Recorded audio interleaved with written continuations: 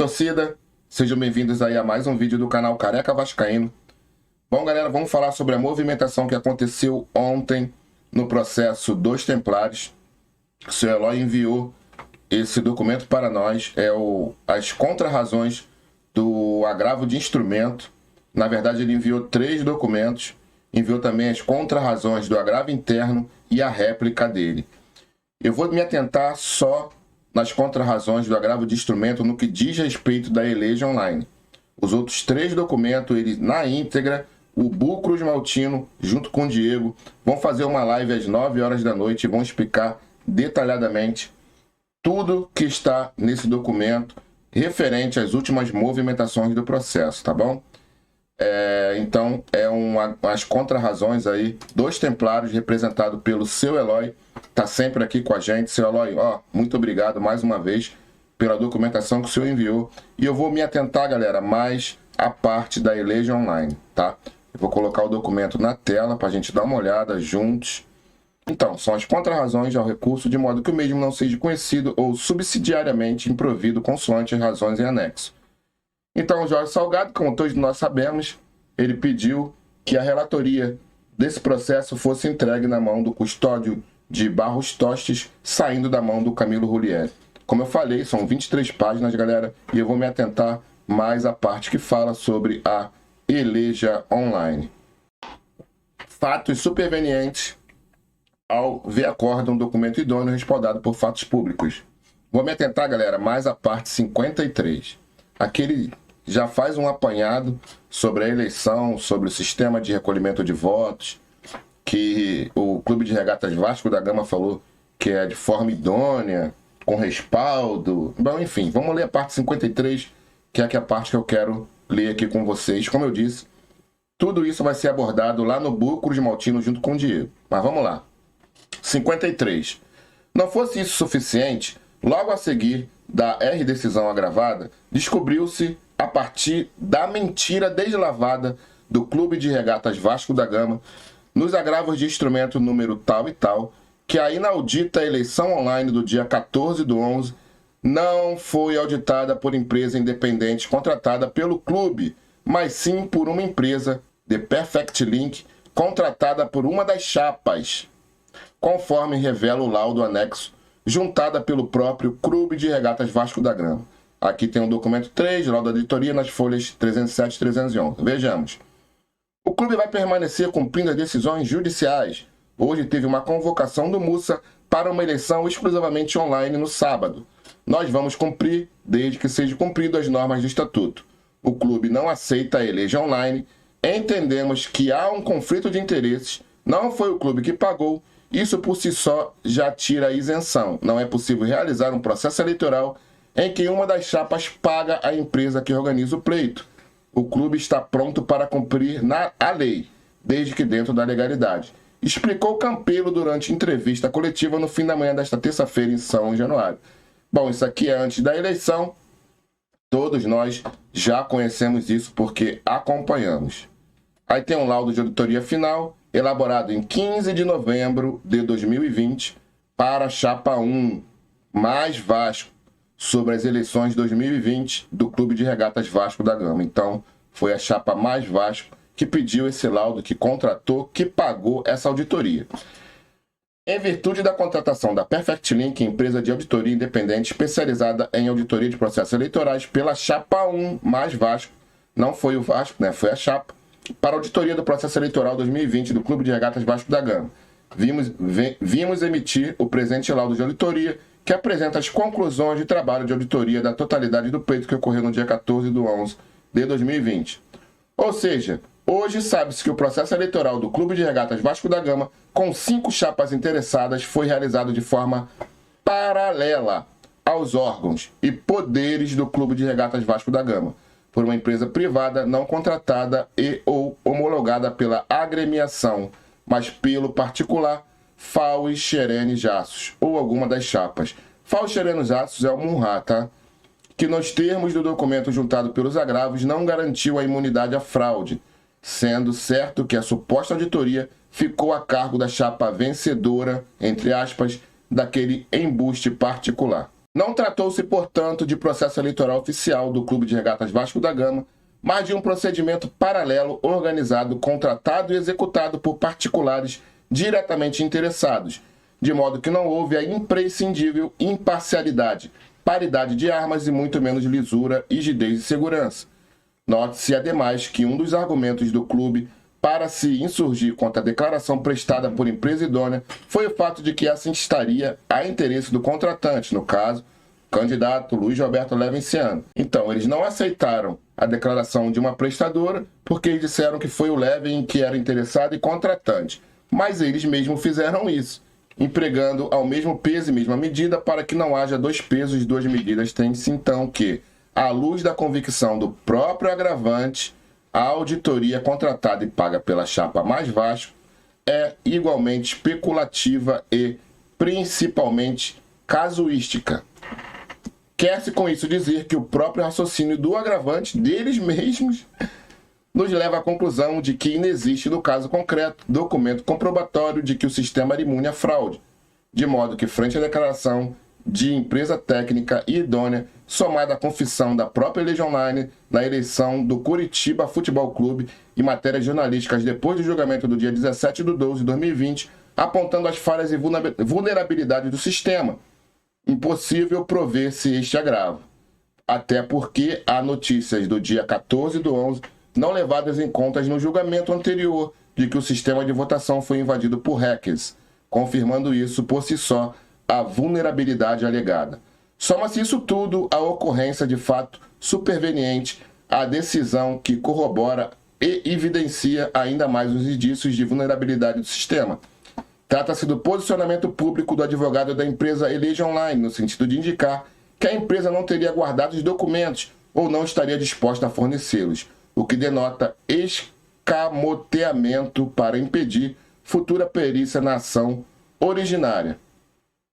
Em contato com a reportagem do GE, Kleber Pedroso, advogado da Legion Online, informou que a empresa ainda não foi notificada da decisão.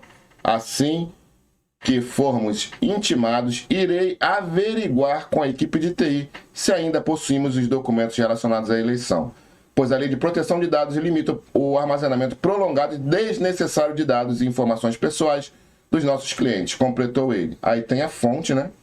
Ora, diante da declaração da empresa especialista e ilibada e revelando-se falaciosa a alegação de que a eleição foi auditada por empresa isenta, estando comprovado pelo documento juntado pelo próprio agravante que a auditoria foi realizada por empresa diretamente contratada por interessado, que restou vencedor na votação sob júdice, não se pode dizer tenha havido teratologia na decisão agravada, a justificar ao provimento deste agravo, até porque, repise-se, a própria Legion Online confessou recentemente não ser capaz de garantir a colheita de votos fantasma e ou irregulares.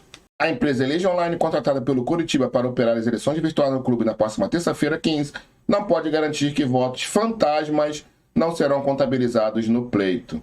Importante lembrar que a empresa que prestou a declaração esteve presente e participou dos testes do software de votação em reunião realizada por videoconferência, de modo que destituída de qualquer plausibilidade a alegação de que a declaração teria sido especulativa e casuística.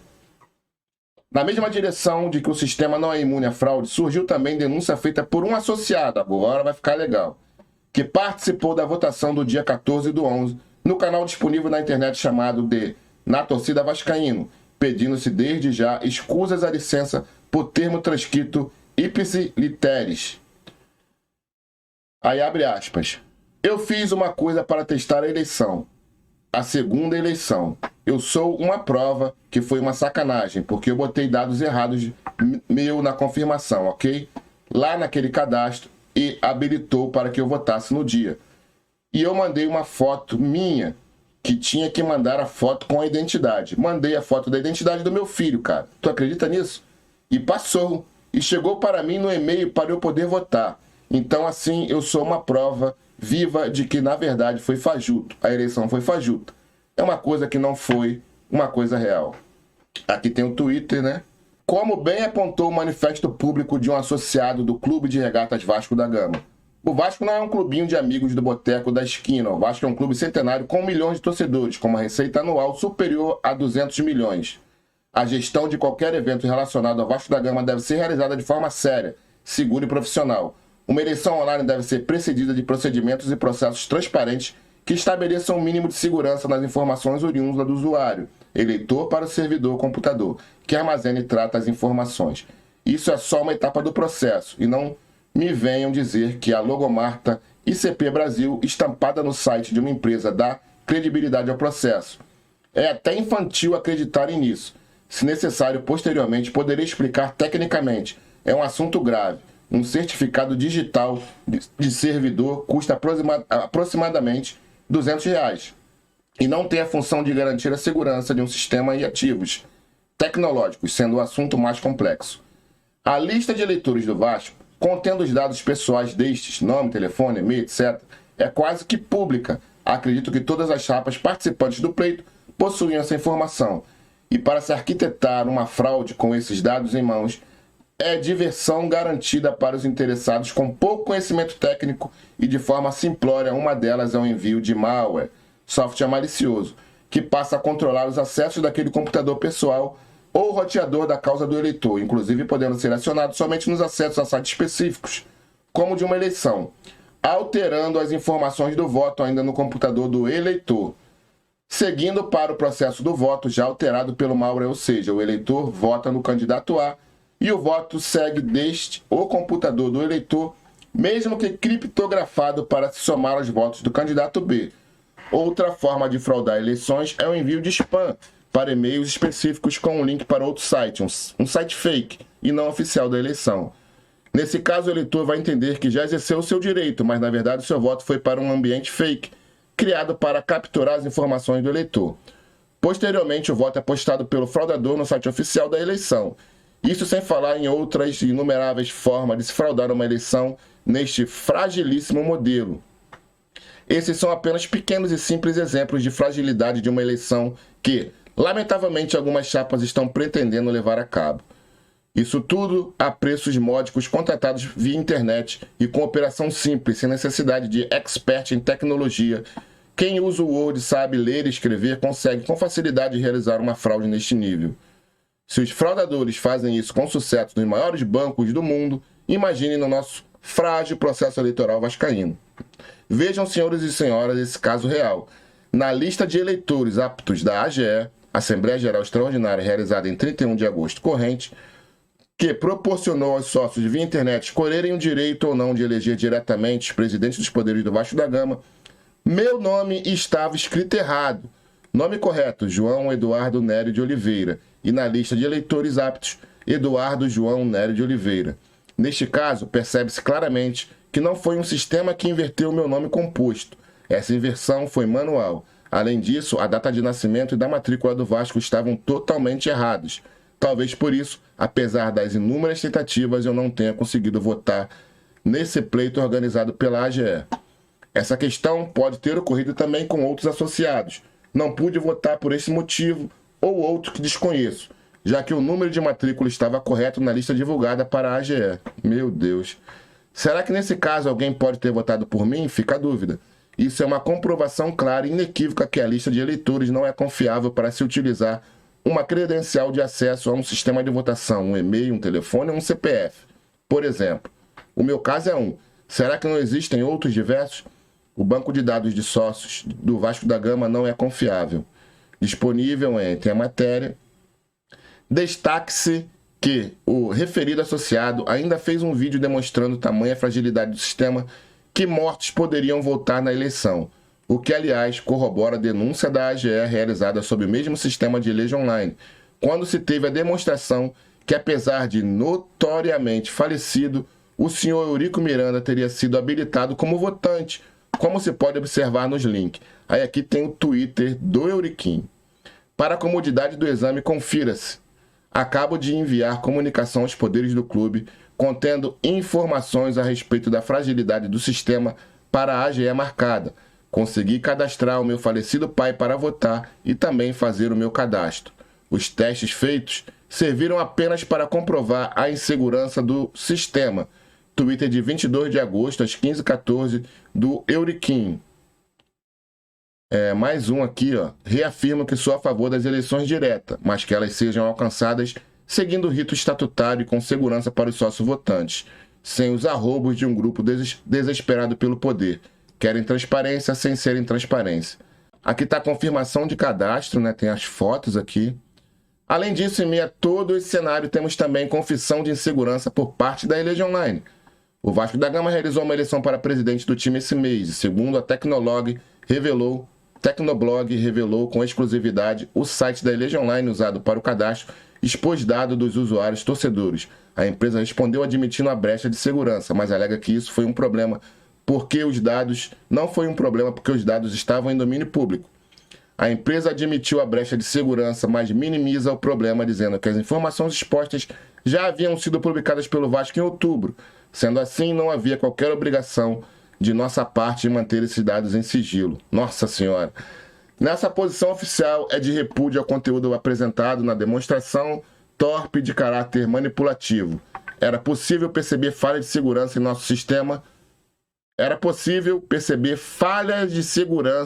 em nosso sistema multiplataforma, o que em nenhum momento vem de encontro à realidade dos fatos. Porra! Galera, eu quis mostrar isso aqui, é só a parte que fala da Elege Online. Como eu disse, o Bu e o Diego vão entrar mais a fundo disso aqui. Eu só quis mostrar para vocês porque tá circulando esse Twitter aí do Euriquinho, né? Então, vocês já sabem aqui que ele está se referindo à AGE. Foi um Twitter aqui do dia 22 de agosto de 2020, se referindo aqui à AGE das votações diretas, tá? E ele só fez o cadastro, galera, e recebeu o e-mail de confirmação. Vou tirar aqui a janela. Bom, galera, parece piada tudo isso aí que aconteceu no nosso clube e ainda está acontecendo, porque os caras estão lá, acredite se quiser, ainda com tudo isso aí, eles ainda estão sentados na cadeira de presidente. Mas com fé em Deus, a ação aí dos Templários, representada pelo seu Eloy, com certeza ela vai ter sucesso e em breve a gente vai ver essa corja aí saindo de São Januário pela porta dos fundos. Valeu? Não percam às 21 horas hoje a live do Bu e do Diego, trazendo os 3 documentos que o Eloy enviou. Eu só li a parte da Elege Online de apenas um documento. Tamo junto, galera. Ó, forte abraço. Fui. Depois eu volto. Valeu? Tamo junto.